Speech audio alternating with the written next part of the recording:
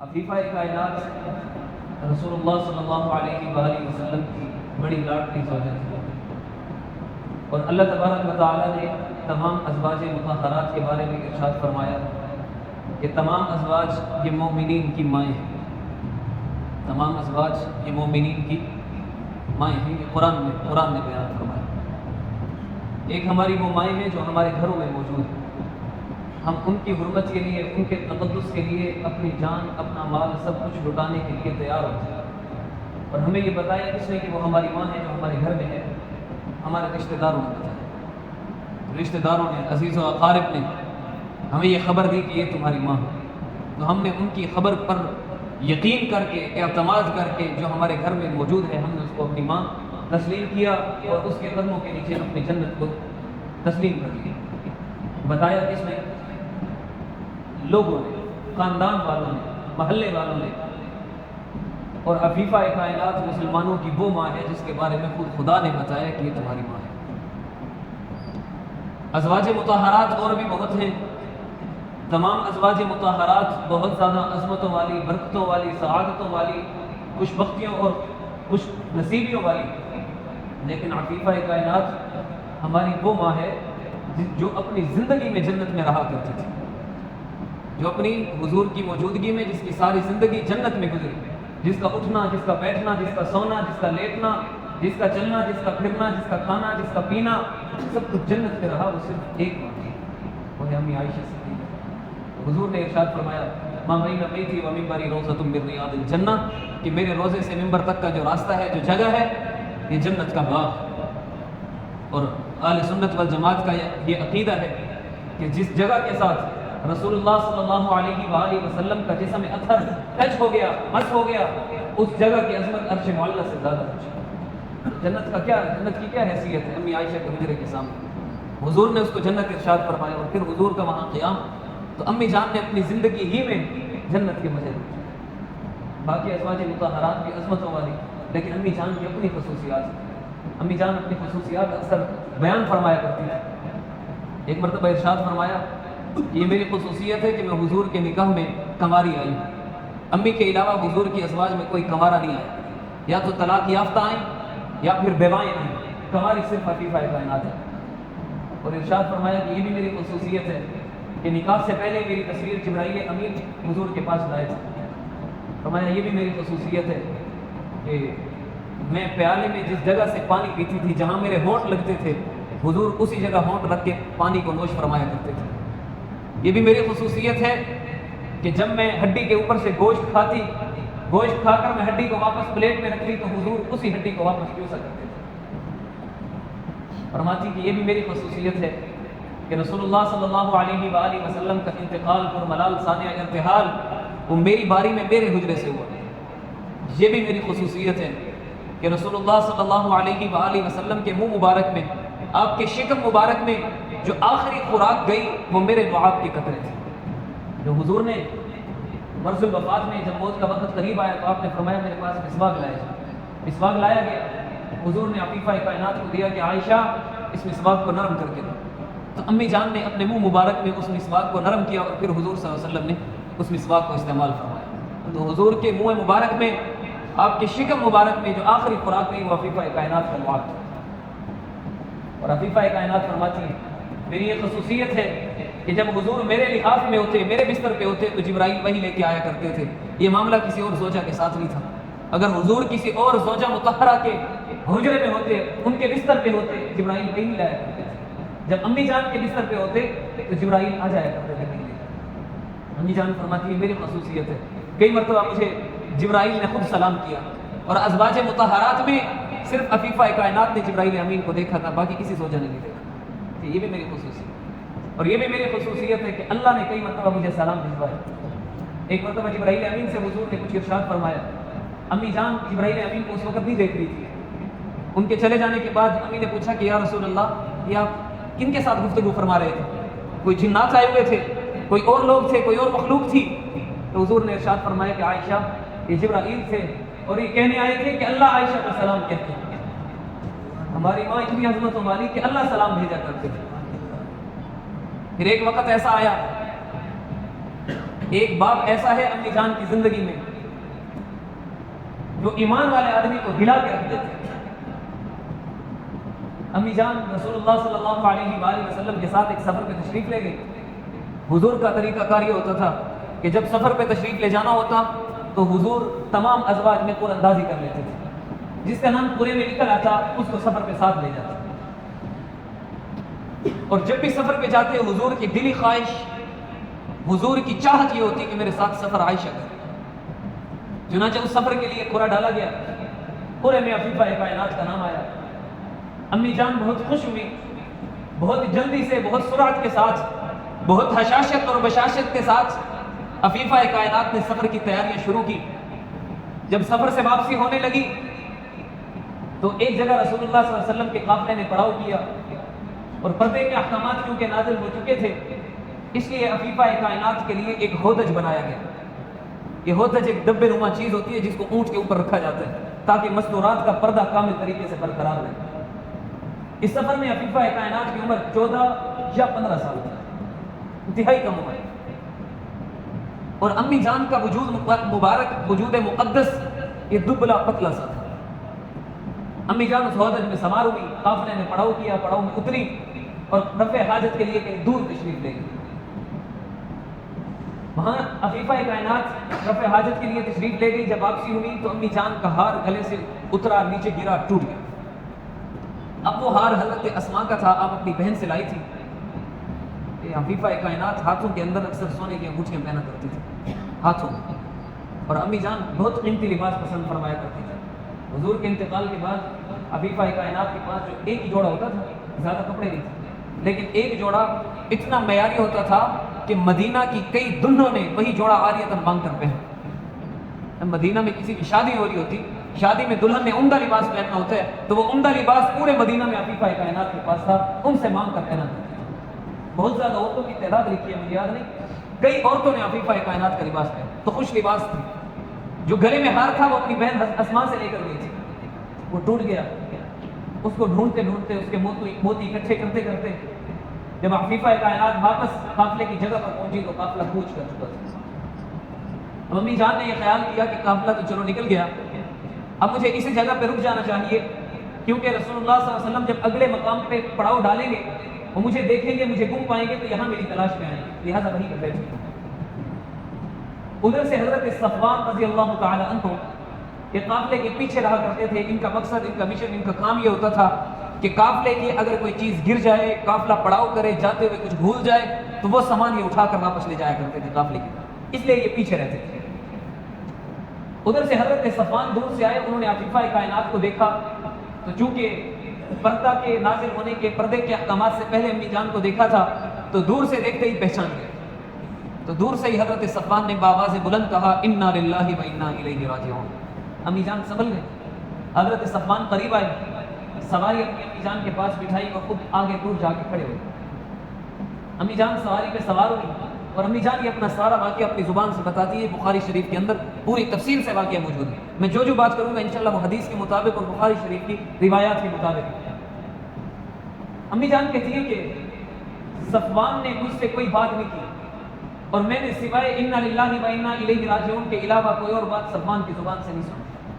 امی جان اونٹنی پہ سوار ہوئی، حضرت صفوان نے آگے اس کی نکیل کو، مہار کو پکڑا اور روانہ ہوا.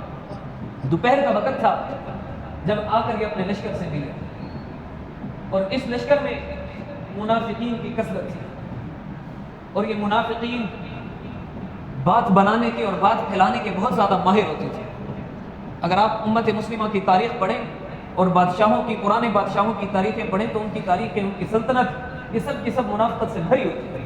اور ان کو پڑھنے سے معلوم ہوتا ہے کہ منافق کس طرح سے منافقت کرتے ہیں اور کس طرح سے لوگوں میں جال بچھاتے ہیں. اگر تاریخ کو پڑھا جائے پھر یہ بات اچھی طرح سمجھ میں آتی ہے. تو ظہر کے وقت میں یہ اپنے قافلے کو آ ملے تو رئیس المنافقین، مدینہ کے سارے جو بڑے بڑے منافق تھے، نامور منافق تھے، عبداللہ بن ابی وغیرہ، ان سب نے جب آتے دیکھا تو انہوں نے جو دل میں آیا وہ بکواسات کرنی شروع کر. امی جان کو اس سارے واقعے کی کوئی خبر نہیں ہے کہ میرے بارے میں کیا کہا جا رہا ہے. امی جان کہتی ہے کہ اس سفر سے جب میں واپس آئی تو میں تھکی ہوئی تھی، مجھے بخار ہو گیا تھکاوٹ سے. ایک مہینہ امی جان بخار کی حالت میں، بیماری کی حالت میں حضور کے گھر میں تشریف فرما رہے ہیں۔ اب امی جان کہتی ہے کہ ایک مہینے میں مجھے خبر تک نہیں ہوئی، ذہن کے کسی کنارے سے، کسی گوشے سے بھی یہ بات نہیں گزری کہ میرے اوپر اتنی بڑی تہمتیں لگ چکی ہیں۔ امی جان فرماتی ہے کہ میں نے حضور کے رویے کو دیکھا تو مجھے اندازہ ہونے لگا کہ کچھ ہے، کوئی مسئلہ ضرور ہے، کیونکہ امی فرماتی ہے کہ جب میں پہلے بیمار ہوا کرتی تھی تو حضور میری دلجوئی کیا کرتے تھے، حضور مجھے ہنسانے کے جتن اور کوششیں کیا کرتے تھے۔ اب جب میں ایک مہینہ مسلسل بیمار رہی تو حضور آتے ہیں، مجھ سے براہ راست میرا حال نہیں پوچھتے، گھر میں موجود دوسرے لوگوں سے پوچھتے کہ عائشہ کا کیا حال ہے۔ تو میں سمجھ گئی کہ کوئی پریشانی کی بات ہے۔ پھر امی جان کہتی ہے میں ایک دن رفع حاجت کے لیے، کیونکہ عرب کا مزاج یہ تھا کہ گھر میں یہ بیت الخلا نہیں بنایا کرتے تھے بدبو کی وجہ سے، یہ بہت شہر سے دور جا کر ان کی وہاں نظام و ترتیب ہوتی تھی، تو امی جان ام مصطح کے ساتھ وہاں قضائے حاجت کے لیے گئی۔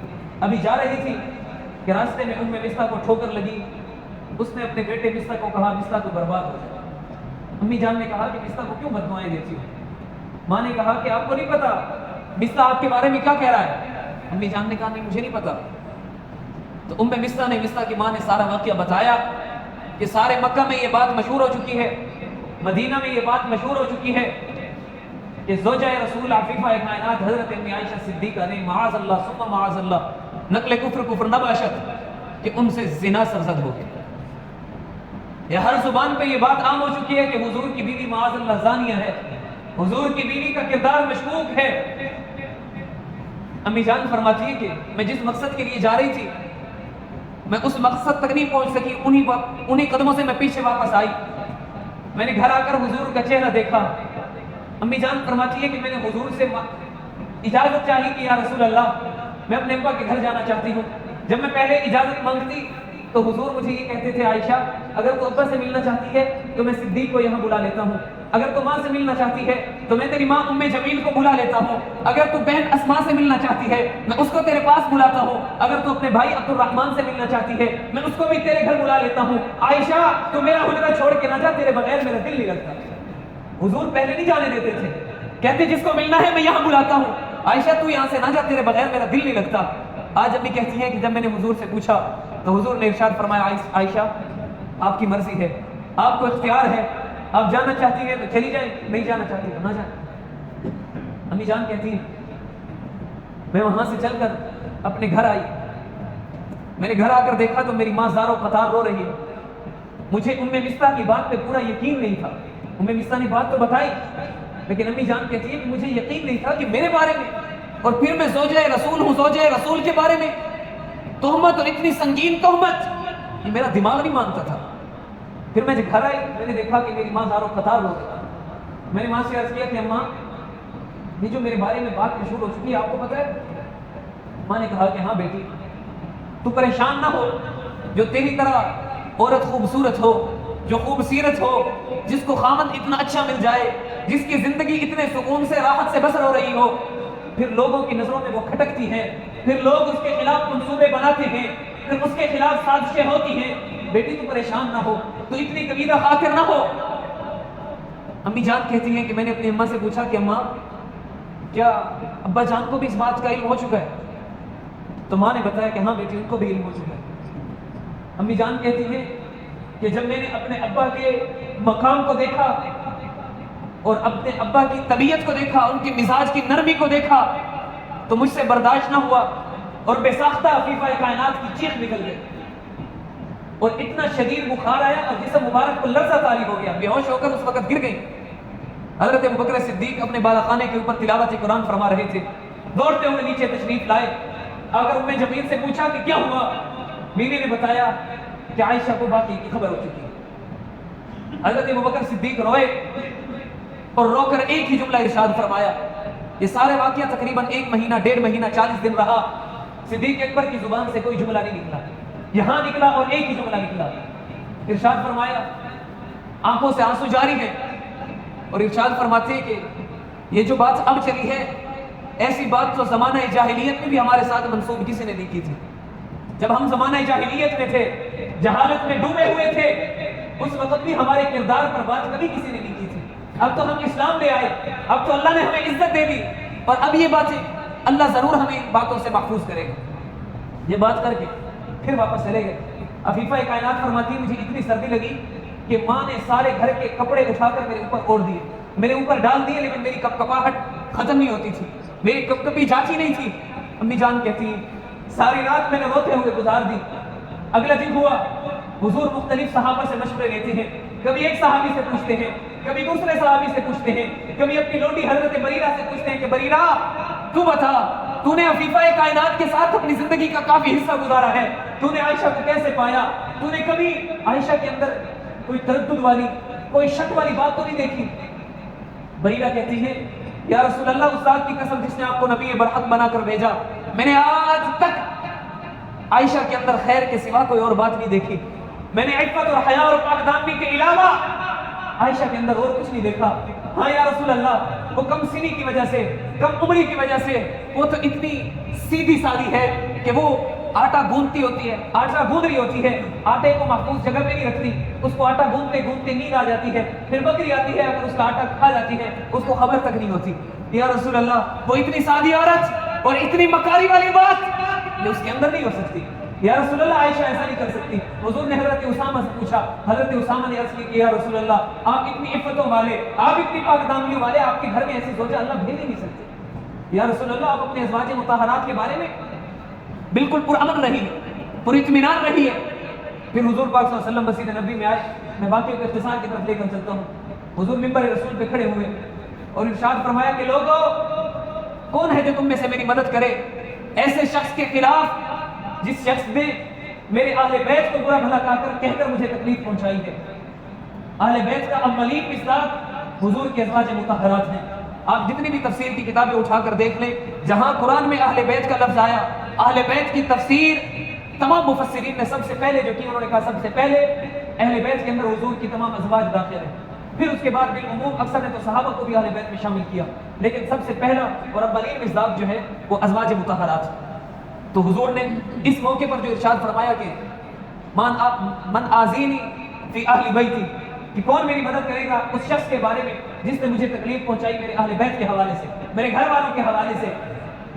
صحابہ خاموش ہیں کہ حضور آگے کیا فرماتے ہیں۔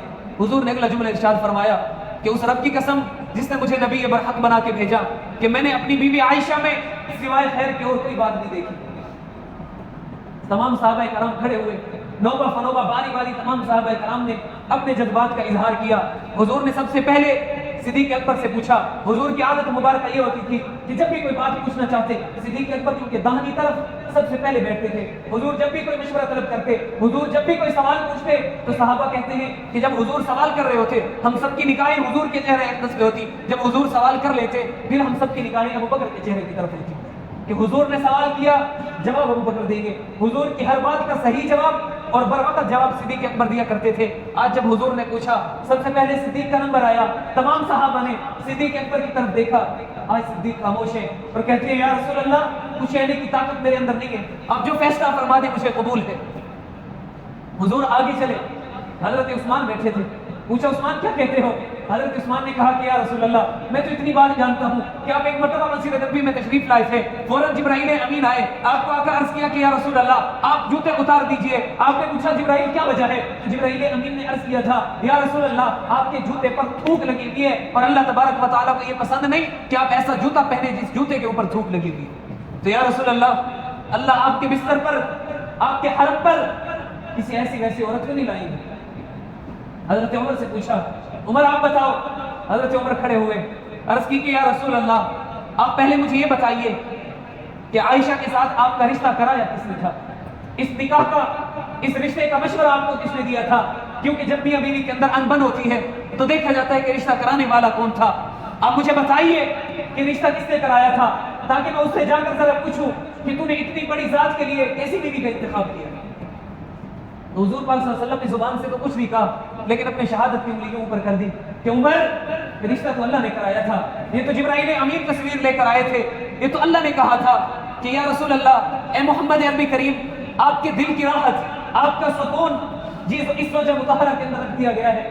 اللہ کے مشورے سے، اللہ کے حکم سے جبرائیل تشریف لائے تھے، انہوں نے تصویر دکھائی تھی، اس کے بعد میں نے یہ رشتہ کیا تھا۔ حضرت عمر کھڑے ہوئے، اپنی تلوار کو نیام سے باہر نکالا اور ارشاد فرمایا کہ خبردار، جو آج کے بعد کسی نے عفیفہ کائنات کے بارے میں کوئی بات کی، ہمیں وہی کا انتظار کرنا ہوگا. جب رشتہ اللہ تبارک و تعالیٰ نے کرایا تو اللہ کی طرف سے فیصلے کا انتظار کرنا ہوگا. حضرت عمر کے اس جواب پر حضور پاک صلی اللہ علیہ وسلم مسکرائے اور آپ نے فرمایا اے عمر بن خطاب، اللہ تبارک و تعالیٰ تجھے جزائے خیر دے، تو نے میرا بڑا بوجھ ہٹا دیا.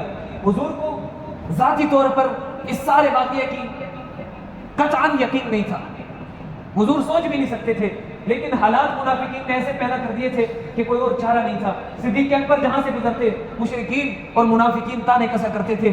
حضور اقدس جس جگہ سے گزرتے، جس گلی سے گزرتے، جس چوک چوراہے سے گزرتے، حضور کی طرف اشارے ہوتے اور زور زور سے باتیں ہوتی اور دانستہ وہ کہا کرتے تھے کہ معاذ اللہ اس کی بیوی نے بدکاری کی. صدیق گزرتے، وہ منافقین کہتے، وہ مشرکین کہتے کہ اسی کی بیٹی تو تھی. طرح طرح کی باتیں سننے کو ملی. منافقین اس وقت میں جو سازشیں کرتے تھے بڑی کمال سازشیں کرتے تھے اور بدبخت وہ کامیاب بھی ہو جاتے تھے. یہ جنگ جمل بہت مشہور جنگ ہے. یہ حضرت علی بظاہر یوں لگتا ہے کہ حضرت علی اور عفیفہ کائنات حضرت ام عائشہ کے درمیان میں ہوئی تھی. جنگ واقعی ہوئی، اس کی وجہ بھی ہے، پس منظر بھی ہے، لمبی چوڑی بات ہے، میں مختصر کرتا ہوں. پوری تاریخ کا اور کئی 100 کتابوں کی خلاصہ میں آپ کے سامنے رکھتا ہوں. امی جان حضرت علی کی طرف پہنچی، مقصد صرف یہ تھا کہ آپ قاتلین عثمان سے قصاص لیجیے، کیونکہ امی جان کو یہ بتایا گیا تھا کہ حضرت علی نے ان کو قطعاً معاف کر دیا، کوئی ان سے محاسبہ نہیں، کوئی حساب نہیں، کوئی بات پرس نہیں. ان کو کہا کہ تم رہا ہو اور معاف کر دیا، عام معافی کا اعلان کر دیا. آپ آئے اور آ کر حضرت علی سے کہیں کہ عام معافی کا اعلان نہ کریں. امی جان وہاں سے روانہ ہوئی. حضور کے جانے کے بعد امی کا مقام ایک مرکز کا تھا، امی کی حیثیت ایک مرکز کی تھی. تمام صحابہ کو جب بھی پریشانی پیش آتی وہ امی جان کے دروازے پہ آیا کرتے تھے. جب بھی کوئی دین میں بڑا مسئلہ آتا، جب بھی دین میں مشکل آتی، تمام صحابہ عفیفہ کائنات کے دروازے پہ کھڑے ہوتے تھے اور امی جان کی بات حرف آخر ہوا کرتی تھی. امی جان جو فرما دیتی وہی بات قطعی اور یقینی ہوتی اور صحابہ اسی پہ عمل کیا کرتے تھے. تو امی جان کو کہا گیا کہ آپ چل کر حضرت علی سے بات کر لیجیے. امی جان بات کرنے کے لیے وہاں پہنچی. ساتھ میں جب امی جان کو جاتے ہوئے لوگوں نے دیکھا اور لوگ بھی ساتھ ہو گئے، بڑھتا بڑھتا قافلہ بڑھ گیا. امی جان جب حضرت علی سے ملی، جا کر پوچھا کہ بیٹا کیا معاملہ ہے، ایسا کیوں کر رہے ہو؟ حضرت علی نے ساری بات کی وضاحت دی. جو تھا حضرت علی نے وہ عفیفہ کائنات کے سامنے رکھا. ان دونوں نے بیٹھ کر، ماں اور بیٹے نے بیٹھ کر جو کچھ طے کرنا تھا وہ طے کر لیا. صلح ہو گئی، کوئی زیادہ جنگ کی بات نہیں ہوئی، کوئی لڑائی جھگڑے کی بات نہیں ہوئی. امی جان اپنے خیموں کی طرف چلی گئی، حضرت علی اپنے خیموں کی طرف چلے گئے. تمام صحابہ اطمینان کے ساتھ، رات کا وقت تھا، آرام فرما رہے تھے، سو رہے تھے. منافقین نے دیکھا کہ ہم نے اتنی سازشیں کی، ہم نے عفیفہ کائنات کو اتنے خط لکھے، ہم نے حضرت علی کے ایسے ایسے کان بھرے، ہم نے ہر صحابی کو انفرادی طور پر ایسے ایسے ذہن بنایا، لیکن یہ تو ماں بیٹا جیسے ہی ملے ساری بات ختم ہو گئی. ان کے سارے منصوبے چکنا چور ہو گئے، ان کی ساری سازشیں ختم ہو گئی. اب انہوں نے آخری حربہ استعمال کیا اور وہ یہ تھا کہ جب حضرت علی کے سپاہی، حضرت علی کے لشکر والے سو گئے، امی جان کے لشکر والے اپنے خیموں میں سو گئے، منافقین نے ایک ٹولہ بھیجا، حضرت علی کے خیموں پہ حملہ کر دیا اور حملہ بھی کیا. ساتھ میں یہ بات بھی عام کر دی کہ حضرت عائشہ کے بندوں نے حملہ کر دیا. ادھر سے کچھ لوگوں نے جا کر عفیفہ کائنات کے خیموں پہ حملہ کیا اور وہاں جا کر آگ لگا دی اور وہاں جا کر یہ اعلان بھی کر دیا کہ حضرت علی کے یاروں نے، حضرت علی کے صحابہ نے حملہ کیا. دونوں طرف سے لوگ نکلے. جب آگ لگ گئی، جب قتل و غارت شروع ہو گئی، ہر طرف یہ سننے کو مل رہا تھا کہ مخالف فریق نے عمل کر دیا ہے. اب تو کوئی اور بات نہیں تھی، سب نے تلواریں نکالی اور گمسان کی جنگ شروع ہو. ادھر سے حضرت علی، یہ وہ جنگ تھی جس میں شیر خدا نے ایک آدمی کو بھی قتل نہیں فرمایا. تلوار کو نیام سے باہر حضرت علی نے نہیں نکالا. مستند تواریخ اگر اٹھا کر دیکھی جائے، حضرت علی اپنے گھوڑے پہ، اپنے اونٹ پہ سوار ہو کر بیٹھے رہے اور خاموشی سے بیٹھے رہے، مناظر دیکھتے رہے اور حیران پریشان رہے کہ یہ کیا ہو رہا ہے. ادھر سے عفیفہ کائنات اپنی اونٹی پہ سوار رہے. کچھ دیر جنگ جاری رہی، بہت سے لوگ یہاں سے بھی شہید ہوئے، وہاں سے بھی شہید ہوئے. حضرت علی چل کر عفیفہ کائنات کے پاس آئے، پوچھا کہ معاملہ کیا ہے.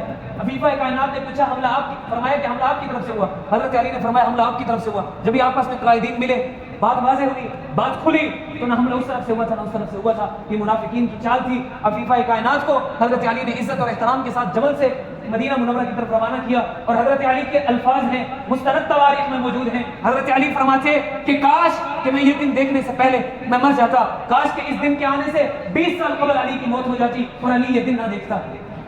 حضرت علی کے الفاظ ہیں. حق پر کون تھا، باطل پر کون تھا، یہ بات نہیں، یہ تو لڑائی نہیں تھی، یہ تو منافقین کی سازش تھی. یہ تو سارا کام منافقین نے کیا تھا. یہ تو پہلے بھی اکٹھے تھے، یہ تو بعد میں بھی اکٹھے ہو گئے. تو میں یہ کر رہا تھا. عفیفہ کائنات کے بارے میں تمام صحابہ کرام نے اپنی اپنی آرا دی. اس کے بعد رسول اللہ صلی اللہ علیہ وآلہ وسلم امی جان کے پاس تشریف لائے، صدیق اکبر کے گھر میں. امی جان کہتی ہیں مسلسل 3 دن اور 3 راتیں مسلسل میں روتی رہی. ایک لمحے کے لیے میرے آنسو نہیں تھمے. ایک لمحے کے لیے مجھے چین نہیں آیا، مجھے صبر نہیں آیا۔ پھر وہ دن آیا جب حضور میرے گھر تشریف لائے، حضور کی جب میں نے آواز سنی نا تو امی جان فرماتی ہیں میرا دل تڑپا، میں نے چاہا کہ میں ابھی دوڑ کر چلی جاؤں اور جا کر حضور کے دامن اقدس سے چمٹ جاؤں، حضور کے سینے سے لگ کر خوب رہوں، حضور کو اپنے دل کے سارے درد سناؤں، سارے حال بتاؤں کہ یا رسول اللہ میں بے گناہ ہوں، یا رسول اللہ مجھ سے کوئی ایسا عمل سرزد نہیں ہوا۔ میرا دل چاہتا تھا کہ میں دوڑ کے حضور کے پاس چلی جاؤں، لیکن پھر میں نے سوچا کہ اب تو میں نے اپنا کیس اللہ کی عدالت میں پیش کر دیا ہے، جب تک اللہ کی طرف سے کوئی آرڈر نہیں آتا، کوئی فیصلہ نہیں آتا، میں اللہ کے در سے نہیں اٹھوں گی۔ امی کہتی ہیں میں بیٹھی رہی، پھر حضور پاک صلی اللہ علیہ وسلم خود میرے کمرے میں تشریف لائے، حضور میرے پاس آ کر بیٹھے اور ارشاد فرمائے کہ عائشہ اگر تو بری ہے اس سارے معاملے سے تو اللہ تیری برات کا بندوبست کر دیں گے، اور عائشہ اگر تجھ سے غلطی ہو گئی ہے تو پھر تو اپنی غلطی کو تسلیم کر لے، پھر تو اللہ سے توبہ کر لے۔ جو آدمی اپنے گناہوں کا اعتراف کرتا ہے تو اللہ تبارک و تعالیٰ اس کو معاف کر دیتے ہیں۔ عفیفہ کائنات کہتی ہیں میں نے بہتی ہوئی نگاہوں کے ساتھ اپنے والد کی طرف دیکھا اور عرض کیا کہ ابا میری طرف سے حضور کو جواب دیجئے۔ ابا نے کہا بیٹی حضور کو جواب دینے کے لیے میرے پاس الفاظ نہیں ہے۔ پھر میں نے اماں کی طرف دیکھا، میں نے عرض کیا اماں حضور کو جواب دیجئے۔ اماں نے کہا کہ بیٹی میرے پاس الفاظ نہیں ہے۔ امی کہتی ہے پھر میں نے خود عرض کیا کہ یا رسول اللہ اگر میں کہوں کہ میں بری ہوں ان تمام باتوں سے جو میرے بارے میں مشہور ہو چکی ہیں تو آپ میری بات پر آپ اور مکہ والے مدینہ والے یقین نہیں کرو گے، اور اگر میں کہہ دوں کہ ہاں میں اللہ سے معافی مانگتی ہوں تو پھر آپ میری بات کی تصدیق کرو گے جو کہ جھوٹ بات ہے۔ اور امی جان کہتی ہیں اللہ کی قسم جو جرم میں نے کیا نہیں اس کی میں معافی نہیں مانگوں گی۔ اور پھر ارشاد فرمایا کہ میرا حال حضرت یوسف کے والد یعقوب کی طرح ہے، اور اس مقام میں جو انہوں نے کہا تھا میں وہی بات کرتی ہوں، واللہ المستعان علی ما تصفون صبر جمیل واللہ المستعان علی ما تصفون، میں صبر کا دامن پکڑے رکھوں گی اور اللہ میری مددگار ہے ان باتوں میں جو میرے بارے میں کی جا رہی ہے۔